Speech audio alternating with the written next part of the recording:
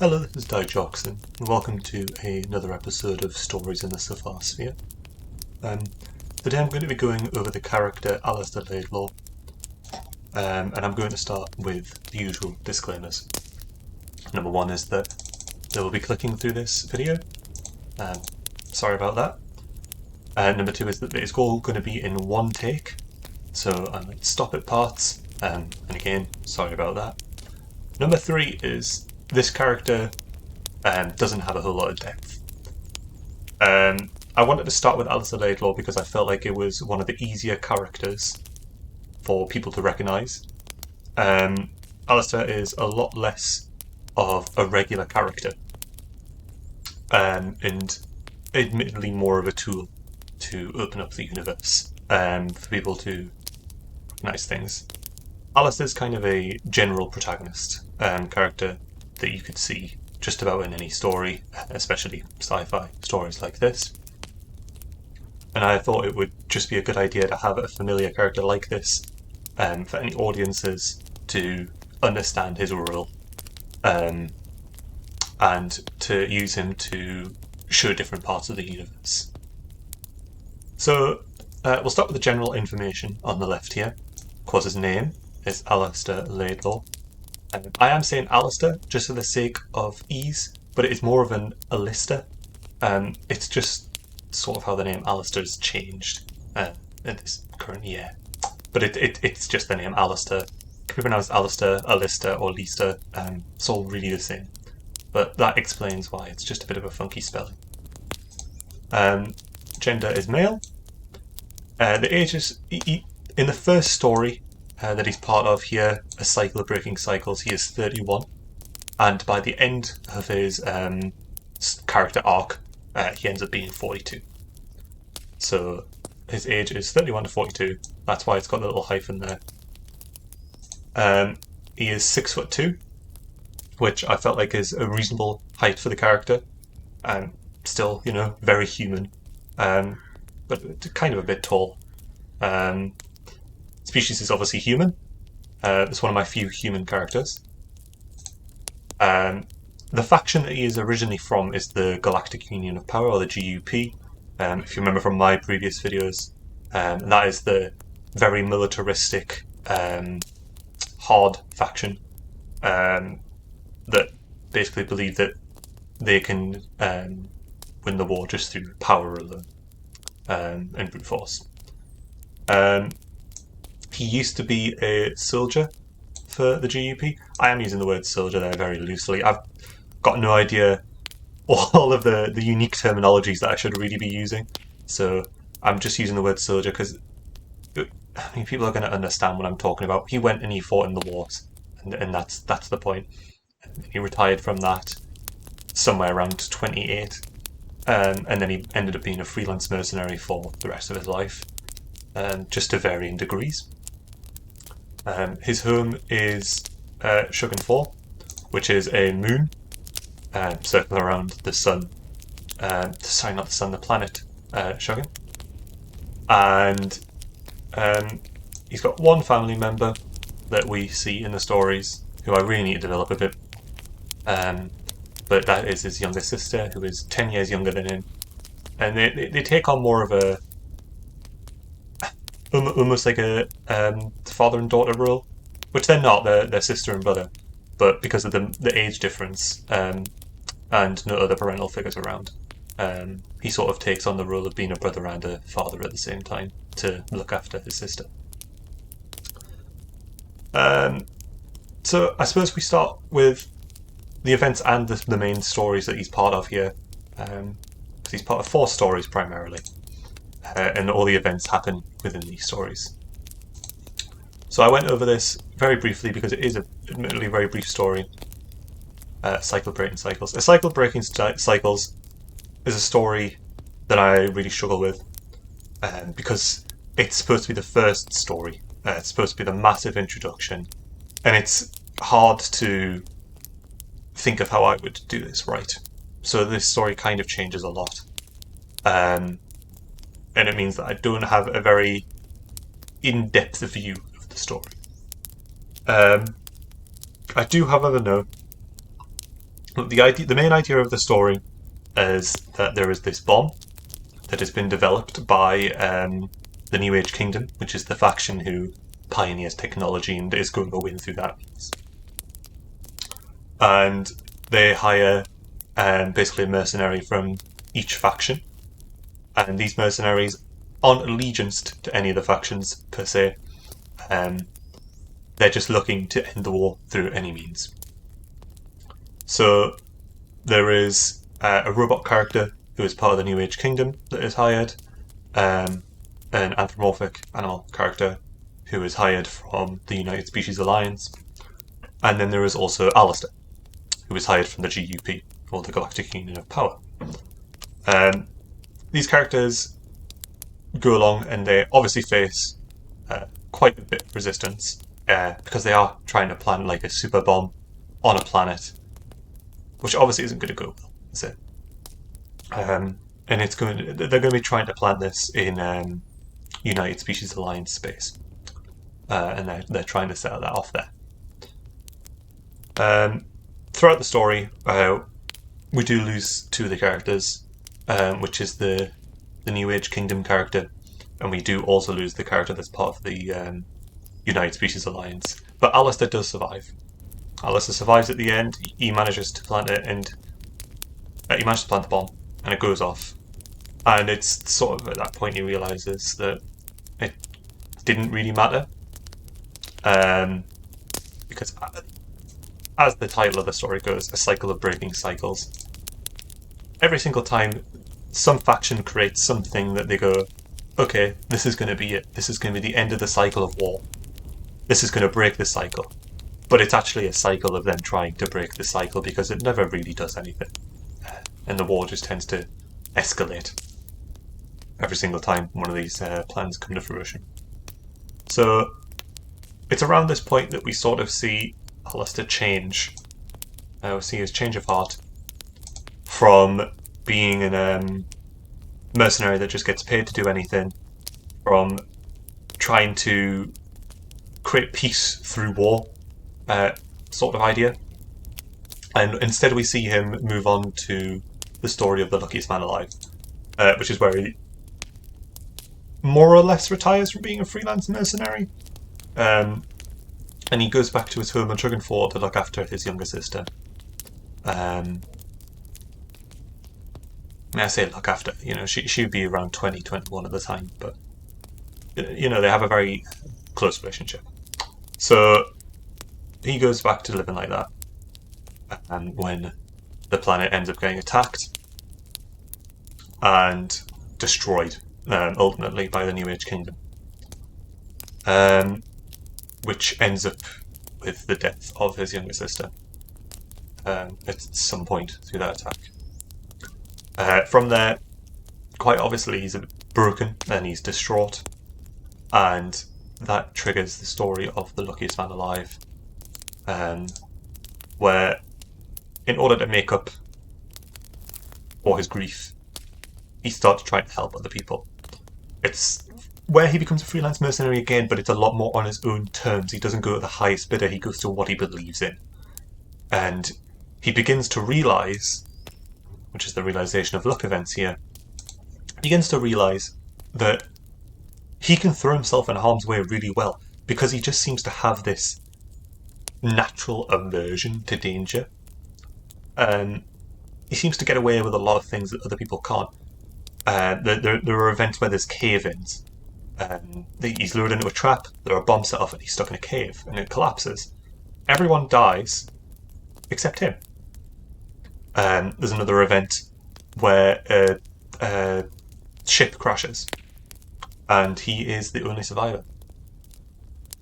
And he sort of realises that if he's going to survive, but other people aren't around him, he can put himself in danger's way, because it doesn't seem to be able to have an effect on him quite as well as it does others. And so he basically becomes like a bullet sponge, should we put it. Back in the really early stages of when I was making this character, one of my main inspirations was Gibraltar from Apex Legends. Because of that idea of this sort of cheery character who has a lot of armour and a lot of shields and sort of takes the damage for their team.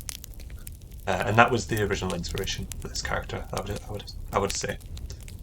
And that's sort of how I imagine him in my head as well, with his bulky armour, you know, shields and what's not.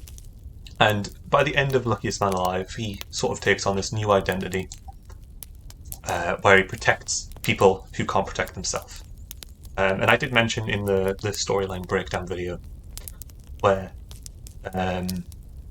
he's sort of like a superhero. It's the closest character to a superhero I really have. And I don't really like using that word, to be honest, because I don't think it fits. But it's definitely the easiest way to explain how he, you know, protects other people at his own cost. And he does that for, you know, a good while. And then I think somewhere around 41. So let's say he keeps that up for a good decade or so, you know. Somewhere in 41 we come to the events of Common Enemy. In Common Enemy, this is where Wire is becoming a very serious threat. And although Alista isn't really our main character in this episode, in this story, Alista is still a very, very, very significant character because he is sort of tasked with assembling the leaders of all the factions and trying to get them to work together against this common enemy. This is what I was saying, where Alista isn't exactly a character in his own right, but he's more of an introduction to the universe and more of a tool. Because really the main characters of this story are the three leaders of the factions, and Wire, of course. But Alista is the driving force of this story. And he helps to bring everyone together against this common enemy, and eventually leads to what will be the final two stories of the big showdown against Wire. And really, he's the one to thank for actually having everything in place to have a half-decent fight. That's really all I have for Common Enemy, to be honest. I wish there was more to say, but I haven't entirely evaluated every event of Common Enemy either. But we do get to Down to the Wire, which is his final story, which is when he's 42. And this is, of course, when the war against Wire is at its height. And again, you know, he's just his basic character, and he's just fighting frontline, trying to protect people. Whenever there's any event on a planet, whenever there's any battle in space against Wire, he's there at the front lines trying to protect all the civilians, trying to protect anyone who's not as capable of fighting, trying to make up for any falls of units. And eventually, this is what leads to him protecting Zoe. He ends up developing quite a connection to Zoe, and if you remember Zoe from the storyline breakdown, she is the character in Exo 3 who escapes the conglomerate, and she's sort of an innocent character who's put in this situation that she doesn't want to be in, and ends up being like an involuntarily killing machine. And he sort of sees his younger sister in Zoe, of this innocent person who doesn't deserve to be in this situation and needs protected. And that sort of develops throughout Down to the Wire. That relationship develops, and eventually, in a space battle against a large fleet of Wire vessels, it's clear that the good guys aren't going to win.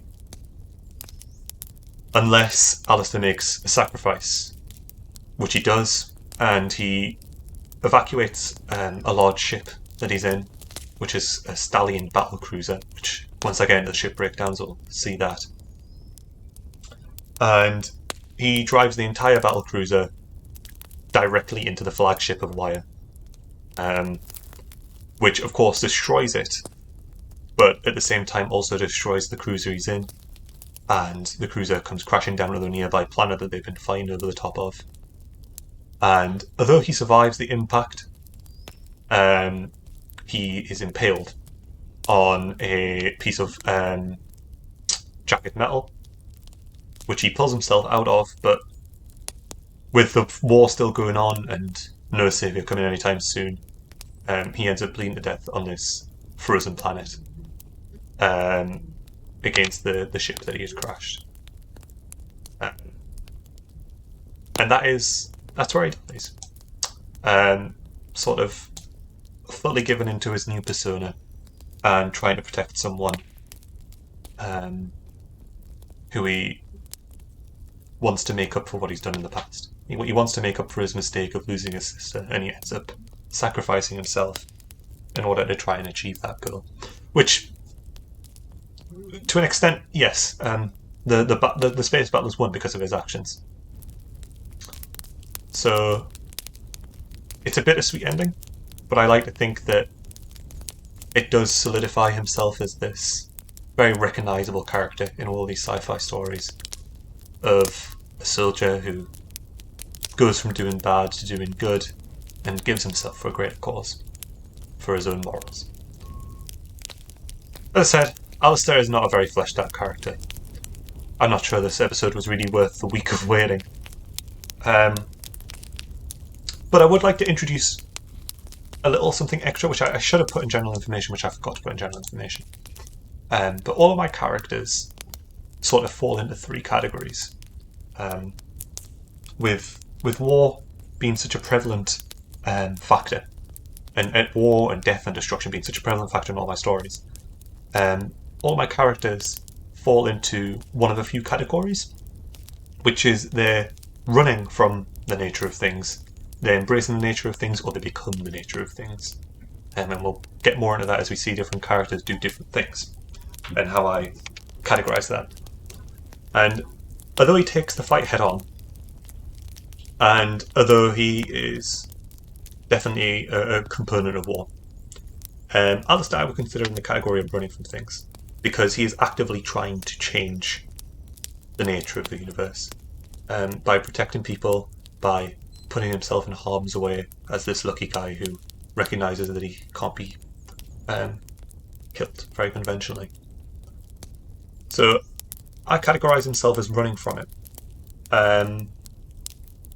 instead of embracing it. And we'll see more when I break down other characters why I believe that he's running from it instead of embracing it, because he certainly doesn't become it. I think that can be agreed on. But I consider his character as running from war, running from the nature of things, and he's trying to be the change that you want to see. You know, be the change you want to see. And I suppose that's the main idea of his character. He goes from trying to end the war by doing others' bidding and the cycle breaking cycles, to at the end he tries to end the war by showing compassion and by giving his own life for the greater good. That's a bit of a upsetting ending, isn't it? So that's the end of this episode. Much shorter than the last. Next episode I hope to do a breakdown of one of the ships, which might end up being a short video as well. And if it is, I'll do like a bonus video, because obviously I'm only doing one video a week, so it doesn't feel right to have such short videos. But hopefully this is good. This is my first attempt at trying to do a character breakdown. I didn't really have a good idea of what to actually include in these. So absolutely any criticism is greatly appreciated. You know, what would you like to see touched on in the future of other characters? How could I change this? Where did I gloss over things too quickly? And where should I put more detail? I'd love to know. But thank you for coming to this episode and learning the incomplete story of Alista Laidlaw. And I will see you all next episode.